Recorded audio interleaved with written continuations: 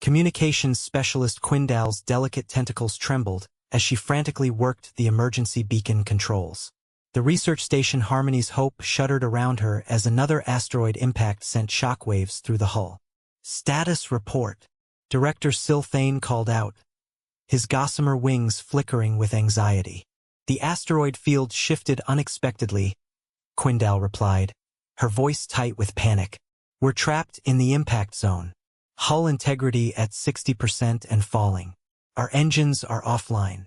The Melloran research station had been studying gravitational anomalies near the system's edge when the asteroid field suddenly changed trajectory. Now, house-sized rocks pummeled their fragile vessel with increasing frequency. How long until the next consortium patrol? Sylphane asked. 14 standard cycles, Director. We won't last 2. Sylphane's wing membranes paled. The Melloran species had evolved on a peaceful world where the greatest natural disaster was a light breeze. They had no experience with genuine existential threats. Emergency protocols, then. Broadcast on all frequencies. Someone has to respond. Quindal's tentacles danced across the controls, sending out the universal distress signal on every channel she could access. In her panic, she didn't notice that her frantic adjustments had accidentally routed the transmission through a restricted military frequency, one that led directly to the quarantined Sol system. The response came faster than expected. Unknown vessel, this is Admiral Marcus Kane aboard the UES Apocalypse. We have received your distress call. Transmit your coordinates and maintain position.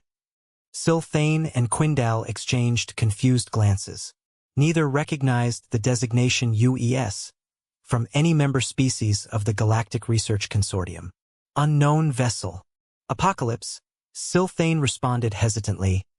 This is Director Sylphane of Melloran Research Station, Harmony's Hope.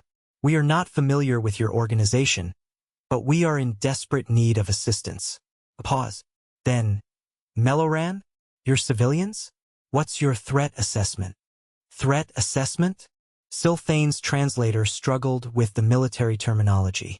We're trapped in an unstable asteroid field. Our vessel is being damaged by repeated impacts. Another pause, longer this time. Copy that. We're inbound. ETA 4 hours. Maintain emergency power and find the most secure location on your station. The transmission ended, leaving the Mellorans puzzled but hopeful. For hours later, reality itself seemed to tear open near their position. What emerged from the hyperspace rift defied everything the peaceful researchers thought they knew about spacecraft design. The UES Apocalypse wasn't built, it was forged. 15 kilometers of armored death, bristling with weapon systems that could crack moons and defensive arrays that could withstand stellar flares. It didn't fly through space so much as dominate it, its massive bulk making even the largest asteroids look like pebbles. By the Eternal Garden, Quindal whispered, her tentacles curling in instinctive fear. What kind of beings build something like that? Their answer came as the massive warship's weapon systems came online.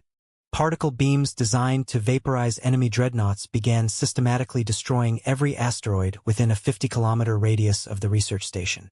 What had been a deadly field of tumbling rocks became empty space in less than 10 minutes. Research Station Harmony's Hope. Admiral Kane's voice crackled over their communications. This is Admiral Kane. Immediate threat neutralized. Preparing to extend docking umbilical for emergency repairs and evacuation if necessary. Director Sylphane found his voice. Admiral, we cannot express our gratitude. But your vessel, what kind of research do your people conduct that requires such formidable equipment? A sound came over the comm that the translator couldn't quite process. Something between amusement and grimness.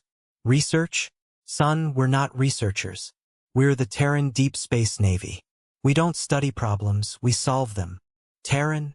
Sylphane's wing membranes fluttered in confusion. But Terra is classified as a restricted system. The Death World designation. That's right, Kane interrupted. Earth is a death world. And we're Deathworlders. When someone sends us a distress call, we don't send scientists or diplomats. We send warships because the universe is a dangerous place and sometimes you need dangerous people to make it safe. As the massive umbilical connected to their station, Quindal realized their communication error had been the best mistake of her life. The Gentle Galactic Research Consortium would have sent a rescue vessel that could have taken days to navigate the asteroid field safely. The humans had simply eliminated the asteroid field entirely. "Admiral," Sylphane said quietly, "perhaps our people should reconsider the quarantine protocols." Kane's reply carried the weight of absolute certainty. "Son, when the real monsters show up, you'll want us on your side."